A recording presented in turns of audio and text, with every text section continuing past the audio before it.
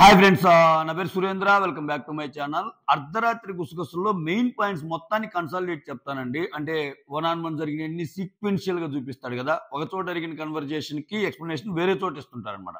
అలా కాకుండా మొత్తాన్ని సమ్అప్ చేసి చెప్పే ప్రయత్నం చేస్తా. Main issues Abhay Sonia conversation highlight అనమాట. సోనియా యష్మి కన్వర్జేషన్ హైలైట్ మనం ఆల్రెడీ చెప్పుకున్నాం. సోనియా వర్సెస్ యష్మికి మనం చూడబోతాము అని. సో అదే ప్లాన్ చేస్తున్నాడు. ఇంట్రెస్టింగ్ విషయాలు ఏంటి? సో మణికంఠ ఆదిత్య ఓంకి కొంచెం క్లాస్ లాగా చెప్తాడనమాట. అవేంటి అన్ని ముచ్చట్లు మాట్లాడుకుందాం. That's all. వీడియోలోకి వెళ్ళే ముందు వీడియోస్ నచ్చుతుంటే లైక్ చేయండి. కొత్తగా ఎవరన్నా చూస్తుంటే please do subscribe my channel. Yes, ఇక్కడ శేఖర్ భాష వెళ్ళిపోతాడు కదా, వెళ్ళిపోతా ఫేక్ లో పెడతాడు కదా. ఫేక్ లో పెట్టినప్పుడు మణికంఠ నిఖిల్ కి కన్వర్జేషన్ ఉంటుంది. మణికంఠ నిఖిల్ని అడుగుతాడు, అదేంటి ఎంత కరెక్ట్ గా ఫేక్ పెడుతున్నారు అని. ఎంత కరెక్ట్ గా ఫేక్ పెడుతుంటే అది వాళ్ళ ఒపీనియన్ కదా. నీకు నచ్చకపోతే కుండబద్దలు కొట్టినట్టు చెబుతున్నాడుగా మణికంఠ. అట్లానే వాళ్ళకు కూడా ఒపీనియన్ ఉంటుందిగా. సో అయితే ఇక్కడ నిఖిల్ చాలా బాగా మాట్లాడతాడు. నిఖిల్ ఏమంటా అంటే, అరే నువ్వు నా క్లాన్ లో ఉన్నావు కాబట్టి నువ్వంటే ఏంటో నాకు బాగా తెలుసు. అందరికీ అలా తెలియాలని లేదు కదా. నువ్వు ఎక్కువ మందితో కలవలేదు కదా. ఎక్కువ మందితో కలిసి ఉంటే ఆయనకు కూడా అర్థమయ్యేదేమో. సో పెద్దవాళ్ళతో కలిసినప్పుడే కదా వాళ్ళకి తెలిసేది నీ గురించి అన్నట్టు చెప్తాడు.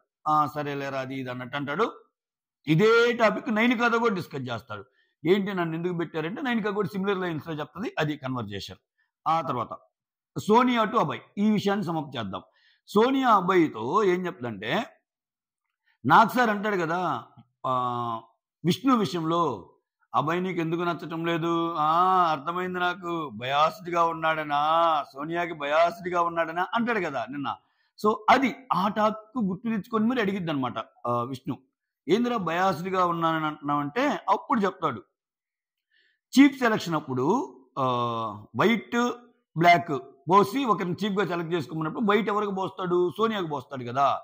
సో అది కూడా కాకుండా ఇక్కడ వైట్ ఒక్కటే కాదు, అమ్మాయికి చెప్పడం రాలేదేమో, చాలా సందర్భాల్లో చూస్తే అబ్బాయి సోనియానే చూజ్ చేస్తాడు. పాజిటివ్ విషయం ఏదైనా చెప్పాల్సి వచ్చినప్పుడు సోనియానే చూజ్ చేస్తాడు. సో అంతకు ముందు కూడా ఒక పాజిటివ్ విషయంలో సోనియానే సెలెక్ట్ చేస్తాడు అనమాట. సో ఇక్కడ సోనియాకి చెప్తాడు, బయాస్డ్ అంటే నేను నిన్ను చీఫ్ గా సెలెక్ట్ చేశాను కదా, దానివల్ల కోపం వచ్చినట్టుంది, బయాస్డ్ గా ఉన్నానని. అంటే సీత, ప్రేరణ వీళ్ళందరూ ఉన్నారు కదా బాగానే, అయినా నువ్వు ఆమెను సెలెక్ట్ చేసావు అది ఇదంటే అప్పుడు ఇక్కడ ఓపెన్ అవుతాడు ఆయన. 10 years ఫ్రెండ్షిప్ అంటే వెళ్దే 1-2 రోజులు కాదు, 10 years ఫ్రెండ్షిప్ మాది. సో ఆమె అంటే ఏంటో నాకు బాగా తెలుసు. సో ఆమెలో ఒక కమాండ్ చేసే స్కిల్ ఉంది, లీడర్షిప్ క్వాలిటీస్ ఉన్నాయి, ఎమోషన్స్ గా చూడగలదు, మరి ముఖ్యంగా మనిషిని మనిషిలాగా చూడగలదు, ఇవన్నీ చెప్తుంది. చూడగలదు. ఇవన్నీ చెప్పాను. అసలు విష్ణు యాక్చువల్గా నా టీంలోకి రావాలనుకుందంట ఫస్ట్, తర్వాత ఈ బయాస్డ్ గా ఉండటం ఎందుకు అది ఇది అనుకుని నిఖిల్ టీంలోకి వెళ్ళింది అన్న సెన్స్ లో చెప్తాడు. ఆ తర్వాత అవి చెప్తానే అవి చెప్పినప్పుడు ఈ అమ్మాయి ఏమంటదంటే, బ్యాలెన్స్డ్ గా ఉందామని చెప్పి నేను ఇలా వెళ్ళాను. అంటే వీళ్ళు నలుగురు కదా, Sonia, Prithvi, Abhay and then Nikhil. So already Vishnu వచ్చి పృథ్వీ ఏ టీంలో ఉంటే ఆ టీంలో నేను ఉండను అనింది కదా. ఆ మాటని విష్ణు నిఖిల్ టీంకి వచ్చిందంటే పృథ్వీ నీ టీంకే వస్తారని కదా, అట్లా అనుకున్నాను నేను. సో అందుకని నేను నిఖిల్ దానికి వెళ్ళాను అన్నట్టు ఏమేదో కవర్ డ్రైవ్ ఇవ్వడానికి ట్రై చేసింది అంతే. సో మన నలుగురిలోనే ఇద్దరు ఒకలాగా ఉంటే ఇక్కడ ఇది ఒక కొత్త రకం గేమ్ అనమాట. మన నలుగురు వేసి పెట్టి మన ఇద్దరు ఉంటే బ్యాలెన్స్డ్ గా ఉంటుంది. బ్యాలెన్స్ ఏంది గేమ్, నచ్చిన గేమ్లోకి వెళ్ళిపోవాలి. కానీ అంటే ఏంటి నీ థాట్ ప్రాసెస్? నువ్వు ఒక నలుగురు ఉంటే ఒక ఇద్దరు నటించి గేమ్ ఆడదామనా? ఏమో గ్రూప్ గేమ్ ఉంది. ఏమే గ్రూప్ గేమ్లు, ఎక్కువ గ్రూప్ గేమ్ల పరంగా థింక్ చేసేది ఏమే సోనియానే. క్లియర్ అది. ఆ తర్వాత అప్పుడు చెప్పాను, అభయ్ చెప్తా అంట, నీకు ఇప్పుడు అర్థమైంది విష్ణు సోనియా అంటే ఏంటో, మీ ఇద్దరు ఒకే టీంలో ఉన్నారు కదా, తన మెంటాలిటీ ఏంటో మొత్తం పూర్తిగా అర్థమైంది అని చెప్పాడంట. ఇంకా బాగా అర్థమైంది విష్ణుకి, ఇదివరకైనా తక్కువ అర్థమైంది. ఓకేనా? ఆ తర్వాత ఇక్కడ చూడండి, యష్మిని తీసుకోవటానికి రీజన్ చెప్తాడు. ఇదే నేను ఒక 2-3 కన్వర్జేషన్స్ నేను సమాప్తి చేస్తున్నా. వీళ్ళిద్దరి కన్వర్జేషన్ ఏంటంటే, నేను యష్మిని ఎందుకు తీసుకున్నాను అంటే, సో ఫస్ట్ నిన్ను తీసుకుందాం అనుకున్నా సోనియాని. సో నువ్వేమో రాలా నా టీంలోకి, నువ్వు అటు వెళ్ళిపోయావు కాబట్టి ఆ తర్వాత నైనికాని తీసుకుందాం అనుకున్నాను. నైనికాని అయితే బాగా ఆడగలదు కదా అని. అయితే నైనికాని తీసుకోవాల్సింది కదంటే ఇంకా యష్మిని తీసుకున్నాను అన్నట్టు చెప్తాడు. సో ఇక్కడ చూడండి, నిన్ను ఫస్ట్ తీసుకుందాం అనుకున్నాను. బట్ నువ్వు అటు వెళ్ళేసరికి ఇంకా యష్మి అలా వచ్చేసింది అన్నట్టు చెప్పిన ఇతను యష్మిని యాక్చువల్‌గా ఎందుకు తీసుకోవాలో అక్కడ చెప్తాడు. ఎక్కడ? వేరే కన్వర్జేషన్ ఒకటి అయిద్దబ్బా. అభయ్ ప్రేరణతోటి ఎవరితోనో అంటాడు. ప్రేరణతోటి. నేను యష్మిని ఎందుకు తీసుకున్నానంటే లేడీస్ గొడవలైనప్పుడు సోనియా అటు పక్క బాగా గట్టిగా మాట్లాడిద్ది. అటువంటిప్పుడు ఇక్కడ కూడా యష్మి గట్టిగా మాట్లాడితే వాళ్ళిద్దరి మధ్య ఫైట్స్ బాగుంటాయి అన్నట్టు. చూడు అసలు ఇక్కడ ఏమన్నా గేమ్ ఆడావా అన్నట్టు అనిపించింది నాకు. ఆ తర్వాత ఇదొక సీన్ అనమాట. ఓవరాల్ సీన్ డబుల్ గేమ్ అన్నట్టు క్లియర్‌గా తెలుస్తుంది అనమాట. చూడాలి. ఇప్పుడు ఒకటబ్బా 10 సంవత్సరాల నుంచి నీకు తెలుసు అని ఇంత క్లియర్‌గా నువ్వు ఆమె మీద అంత స్ట్రాంగ్ పాయింట్ చెప్తున్నప్పుడు బయటోళ్ళు కూడా అలానే ఉంటారుగా. వేరే టీంలో కూడా కొంత తెలుసున్నప్పుడు వాళ్ళు యాక్చువల్‌గా ఎలా ఉంటారని తెలిసినప్పుడు పాజిటివ్ ఒపీనియన్ ఫార్మ్ అయినప్పుడు వాళ్ళ మీద మంచి ఒపీనియనే ఉంటదిగా. అయినా గేమ్‌ని చూసే కదా ఎయ్యాల్సింది నువ్వు. చూడండి ఇక్కడ వీళ్ళ గేమ్స్ ఇట్లా ఉన్నాయన్నమాట. ఆ తర్వాత యష్మి సోనియాది కూడా హైలైట్ అన్నమాట. ఇక్కడ యష్మి సోనియా మళ్ళా మధ్యలో ప్రేరణ వస్తాయి. అసలు ఈ స్టోరీ మొత్తాన్ని సమ్ అప్ చేద్దాం. ఏంటంటే ఇక్కడ సోనియా పాయింట్ ఏందంటే, నాకు అసలు రెడ్ ఎందుకు ఇచ్చావు? నేను దేనికి ఇనిషియేషన్ తీసుకోలేదు. ఒక చీఫ్‌గా నీ మాటకి వాల్యూ ఇచ్చి ఉన్నా తప్పితే నేను అన్నీ చేయటానికి రెడీ అన్నట్టు చెప్తే, ఇక్కడ యష్మి ఏమంటదంటే, మీకై మీరు ఆడదామని నా దగ్గరికి వస్తే నేను ఎందుకు తీసుకోను? ఆ ఇనిషియేషన్ మీరు ఎక్కడ తీసుకున్నారు? అందుకే కదా నేను మిమ్మల్ని తీసుకోలేకపోయాను అన్నట్టు చెప్తా. చీఫ్‌గా మీకు వాల్యూ ఇచ్చారంటే, చీఫ్‌గా నాకు ఎంత వాల్యూ ఇచ్చినా టీమ్‌లో ఉన్నప్పుడు కొంతమంది నేను ఆడతానని ఇనిషియేషన్ తీసుకుంటేనే కదా వచ్చేది. నేను ఇలా గట్టిగా అడగాలి, వాయిస్ అవుట్ చేయాలి అన్నది నా అభిమతం కాదు అన్నట్టు చెప్తది. ఓకేనా? ఇంకా ఎందుకులే ఏమిటో అని నువ్వు బాగా ఆడలేదు అని చెప్పలేదు. కాకపోతే నువ్వు అంత ఇనిషియేషన్ తీసుకోలేదు. అందుకే మిడిల్‌లో పెడతానని కూడా అన్నాను కదా అన్నది. ఆ మిడిల్‌లో పెడతానన్న పాయింటే యష్మి కొంప ముంచింది. ఇంకా ఈ వీక్ చాలా ఎక్కువ ఉండేది. సోనియా గురించి బాగా తెలుసు యష్మికి.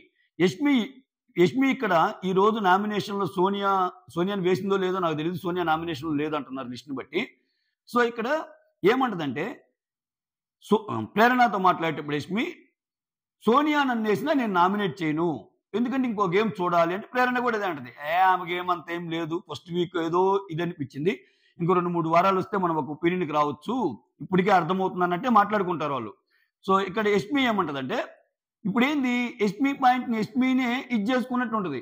నాకు ఇంకా ఆ మాట మీద క్లారిటీ రాలేదు సార్. అందుకే నేను రెడ్ ఇవ్వాలనుకోవట్లేదు. మీరు రెడ్ పెట్టమంటున్నారు కాబట్టి పెట్టాను. ఆ రెంట్లో దగ్గర ఉందని. లేకపోతే మిడిల్‌లో పెడదాం అనుకుంది కదా. నీకు నా గేమ్ గురించి క్లారిటీ రానప్పుడు నువ్వు నన్ను ఎలా నామినేట్ చేస్తావు అని ఈజీగా అడిగేస్తుంది సోనియా. అది అడగలేనంత అమాయకురాలు కాదు. ఎందుకులే అని చెప్పి కామ్‌గుంది. నాకు నీ గేమ్ మీద ఒక ఒపీనియన్ వచ్చింది. నువ్వు అసలు ఆడలేదు అని ప్రేరణతో కొన్ని మాటలు చెప్పింది. ఆ మాటలు కానీ దంచితే యష్మికి ఈమెకి అసలు వేరే రేంజ్ వెళ్ళిపోద్ది ఇంకా. అయినా కానీ వీళ్ళిద్దరికి గొడవలు అవుతాయి. ఓకేనా? అయితే ఇక్కడ ప్రేరణతో చెప్పిద్ది ఇదే టాపిక్‌లో. ఇంకా ఆ తర్వాత అదే రెడ్ ఎందుకు ఇచ్చావు? నేను బాగానే ఆడుతున్నా కదా అన్న పాయింట్ అనమాట ఏమిది. సో నీకే నువ్వు ఇనిషియేషన్ తీసుకోలేదు అన్న పాయింట్ యష్మిది. అక్కడికెళ్ళి ప్రేరణతో చెప్పింది ఇది మొత్తం. ఏంట్రా ఆమె రెడ్‌లో పెట్టావు రెడ్ ఎందుకు ఇవ్వలేదని కాదు. రెడ్‌లో పెట్టావని కదా బాధ. రెడ్‌లో పెట్టానని ఫీల్ అయ్యిద్ది. ఆమె ఏం ఆడిందిరా? సంచాలకుగా ఉన్న అన్ని టాస్కులకేమో వస్తానే అంటదంట. గేమ్ ఆడటానికి మాత్రం రాదంట. సంచాలక్ ఏంది అక్కడ కూర్చొని వాళ్ళతో పుయ్యలుప్పు చెప్పడం కదా. అది గేమ్ అంటే ఆడాలి కదా. మోర్ ఓవర్ ఫిజికల్ టాస్క్‌లు అయితే నేను ఆడలేను. ఫిజికల్‌లో నేను వీక్ అని చెప్పిందంట. సో ఇక్కడ యష్మి బ్లండర్ ఇదే. యష్మి సోనియాని నేను వెయిట్ చేసి నామినేట్ చేస్తానంటానికి ఎందుకు తెలుసా? నాకేమనిపిస్తుంది తెలుసా? ఈమె పాయింట్ ఈమె దగ్గరే లేదు. ఈమె ఆల్రెడీ ముందే చెప్పేసింది నాగ్ సార్‌తో. ఇప్పుడు ప్రేరణతో చెప్పిన పాయింట్లు ఏంది? ఆమె సంచాలకుగా ఉండటానికి ఓకే గానీ గేమ్ ఆడటానికి లేదు. సో ఫిజికల్‌గా నేను గేమ్ ఆడలేను. ప్లీజ్ కన్సిడర్ చేయండి. మోర్ ఓవర్ ఆమె ఏందిరా ప్రతిసారి చికెన్ దొంగతనం చేయమంటే చేశాను. ఆమె చెప్పింది కదా. నాగ్ సార్ నువ్వు ఆడిన అద్భుతమైన ఆట ప్రదర్శన ఏంటమ్మా అంటే 4-5 పాయింట్లు చెప్పింది. 4-5 పాయింట్‌లో యష్మి చికెన్ దొంగతనం చేయమంటే చేశాను సార్ అంటుంటది. అదేదో పెద్ద టాస్క్ లాగా. అసలు నేనెక్కడ చికెన్ దొంగతనం చేయమన్నానురా ఆమెని? నేను చికెన్ దొంగతనం చేయమనుకున్నానే ఆమె చేసి మళ్ళా నా మీద చెప్తున్నాను. ఈ పాయింట్లన్నీ నువ్వు నాగ్ సార్ ముందో ఇంకొకరి ముందో చెప్పి ఇవి రీజన్స్. గమ్ముగుండు సోనియా, నువ్వెప్పుడు నా దగ్గరికన్నా గేమ్ ఆడడానికి వచ్చావా? నువ్వు సంచాలక ఆడటానికి ఓకే అన్నావు కానీ ఫిజికల్ గేమ్స్ నాకు వీక్ అని చెప్పావు. నిన్ను నేను ఎలా గ్రీన్‌లో పెడతాను ఎక్స్‌పెక్ట్ చేసావని అంటే, రేపు మళ్ళా అదే పాయింట్లు పెట్టి ఎక్కువ గొడవ అవ్వడానికి ఛాన్స్ ఉండేది. ఈ సోనియాకి భయపడో ఏమో, ఎందుకు అనుకుందో ఏమో, లేదు సార్ ఇంకా చూడాల్సింది ఆ అమ్మాయి గేమ్‌ని. అందుకే అంత క్లారిటీ లేక నేను మధ్యలో పెడదాం అనుకుంటున్నాను. బట్ నాకున్న 2 ఆప్షన్‌లే కాబట్టి రెడ్‌లో పెడతాను అంది కదా! ఎక్కడొచ్చింది తలకాయ. ఇప్పుడు ఆ మాటని ఆమె డిఫెండ్ చేసుకోవాలంటే ఇప్పుడు ఆమె నామినేట్ చేయకూడదు. ఎందుకంటే ఇంకా సోనియాని స్టడీ చేయాలి కదా! ఆమె అన్న మాట ప్రకారం. అది అక్కడ దొరికిపోయింది. అక్కడ పాపం ఇబ్బందులు వచ్చినాయన్నమాట. అయితే ఇక్కడ పృథ్వీతో కూడా అంటదన్నమాట. నేనెక్కడ చెప్పానురా తనకి చికెన్ దొంగతనం చేయమని అని యష్మి అంటదన్నమాట. సరే ఎవరో చెప్పుంటారులే అన్నట్టు అంటుంది. ఆ తర్వాత ఇక్కడ 2 టీమ్స్ ఉంటాయి కదా! సో, ఇక్కడ నిఖిల్ టీమ్ ఏదైతే ఉంటదో, నిఖిల్ టీమ్‌కి లగ్జూరియస్ టీమ్ ఇస్తాడు. లగ్జూరియస్ రూమ్ ఇస్తాడు. అంటే వాళ్ళు పనులు చేయొచ్చు, చేయకపోవచ్చు. వాళ్ళు కొంచెం అంత బిందాస్‌గా ఉండే టీమ్ అన్నమాట. చూడండి మీరు. సో, సోనియా విషయంలో మీరు చూస్తే, సోనియా ప్రమేయం లేకుండానే లగ్జరీ టీమ్‌కెళ్ళిపోయింది. స్టార్టింగ్ అందరూ తీసుకుంటా క్లాన్ చీఫ్‌లు. ఇప్పుడు కూడా లగ్జరీ రూమ్‌లోనే ఉంది. పనులు కొంచెం తక్కువ చేసే టీమ్‌లే కేటాయించబడుతున్నాయి ఆమెకి. అదొకటి పాయింట్ చెప్దాం అనిపించింది. ఆ తర్వాత ఇక్కడ ప్రేరణ యష్మి అండ్ ప్రేరణ మాట్లాడుకునేటప్పుడు సోనియా అంటదంట, నువ్వు పృథ్వీని ఎలా పెట్టావు గ్రీన్‌లో అంటదంట. అదేంటి అసల? ఏమో చూడండి అసల ఎటువంటి గేమ్ ఆడుతుందో. చాలా డేంజర్ గేమ్ ఇది. నువ్వు సరే నన్నైతే ఇక్కడ పెట్టావు. నువ్వు పృథ్వీని ఎలా పెట్టావు గ్రీన్‌లో? పృథ్వీ ఏం ఆడాడందంట. పృథ్వీ అట్‌లీస్ట్ ఆయన చెప్పిన ఒక మాట చెప్తే ఆయనకి మాట్లాడటం తెలియదు గానీ, ఎలా మాట్లాడాలి, ఎలా బిహేవ్ చేయాలో తెలీదు గానీ, గేమ్ ఆడమన్నప్పుడు ఎళ్తున్నాడు కదా! దాన్నేం అపోజ్ చేసి నేను అనలేదు కదా! ఎందుకంటే ప్రతి గేమ్‌లో ఆయన పార్టిసిపేషన్ ఉంది కదా! ఫిజికల్‌గా నేను గేమ్ ఆడలేననిది నువ్వు కదా! సో, పృథ్వీకి కూడా రెడ్ ఇవ్వాల్సింది అన్నట్టు మాట్లాడింది. పృథ్వీ ఏం పొడిచాడు నాకంటే అన్నట్టు. మళ్ళా ఇక్కడ పృథ్వీ చిన్నోడు, నిఖిల్ పెద్దోడు ఇన్ని మాటలు చెప్పిద్దేమో. ఇక్కడ గాని మీరు చూస్తే ఈసారి చాలా ఇంట్రెస్ట్‌గా ఎందుకు ఉండబోద్దంటే, ఈ సోనియా అనే ఒక పర్సన్ వల్ల భయంకరమైన స్ప్లిట్ అవుద్ది. ఎంత స్ప్లిట్ అవుద్దంటే అంటే ఇంక వాళ్ళని రిప్రజెంట్ చేయడానికి ఇంతవరకు నేను మాట వాడలేదు. చెప్తున్నా. అంటే ఈజీగా మీకు ఈజీగా మీరు గుర్తు పెట్టుకుంటారని. ఇప్పుడు కన్నడ వాళ్ళు ఎవరైతే ఉన్నారో జనరల్‌గా ఇలా వాడటం నాకు కొంచెం ఇబ్బందిగా ఉంటది. కన్నడ వాళ్ళు, తెలుగు వాళ్ళు, తమిళ్ వాళ్ళని. బట్ ఈజీగా ఉంటదని చెప్తున్నా. కన్నడ వాళ్ళు నలుగురు ఎవరైతే ఉన్నారో వాళ్ళల్లో ఇప్పుడు మోర్ ఆఫ్ నిఖిల్, పృథ్వీ పక్క ఉంటుందేమో. గర్ల్స్ అయిన యష్మి ప్రేరణకి ఇది లేదు. మళ్ళా ఈ యష్మి అండ్ ప్రేరణ టాపిక్ లో సోనియా అంటదంట, నువ్వు ప్రేరణ మాటలకు ఎక్కువ ప్రయారిటీ ఇస్తావు, సో ప్రేరణ నిన్ను ఎక్కువ ఇన్ఫ్లుయెన్స్ చేస్తున్నా అన్నట్టు కూడా అంటదంట. అదొక మాట కూడా చెప్తుంది యష్మి ప్రేరణ డిస్కషన్ అప్పుడు. ఇక్కడ జరగబోయేది ఏంటంటే, సోనియాని సమర్థించే బ్యాచ్ వచ్చి వీళ్ళ నలుగురిలో నిఖిల్ అండ్ పృథ్వీ, సోనియాకి అగెనిస్ట్ గా నిలబడే బ్యాచ్ వచ్చి యష్మి అండ్ ప్రేరణ. ఇది ఇంట్రెస్టింగ్ ఫ్యాక్టర్. ఇది గుర్తుపెట్టుకోండి ఈ లైన్, ఓకేనా? నెక్స్ట్ ఈ సీక్వెన్స్ ఆఫ్ యాక్షన్స్ ఎలా పోతాయి మీకు అర్థమైపోద్ది. ఎందుకని, ఒకవేళ సోనియాని పాయింట్ పెట్టే ఇదిలో నిఖిల్ అండ్ పృథ్వీ కానీ ఏమకు సపోర్ట్ వచ్చారనుకో, ఆబ్వియస్ గా సపోర్ట్ రావాలి. క్లాన్ కదా, క్లాన్ సపోర్ట్ చేసుకోవాలి. నాకు సార్ చెప్పాడు కదా. అప్పుడు ఆబ్వియస్ గా నిఖిల్ పృథ్వీకి సోనియా అండ్ యష్మి అండ్ ప్రేరణ కూడా గొడవలు అవుతాయి. ఏం ఆడుతున్నారా మీరు, ఏందిరా ఆమె చెప్పే పాయింట్ ఏంది, సేమ్ క్లాన్ అయినంత మాత్రం ఎలా మాట్లాడతారా అన్నట్టు ఉంటది. సో ఆమె కోపం వస్తే ఎలా ఉంటుందో చూసాం నామినేషన్ లో. మనీ హ్యాపీ నీ బొక్కలో మాటలు ఆపంటుంది యష్మి మనీని ఇలా.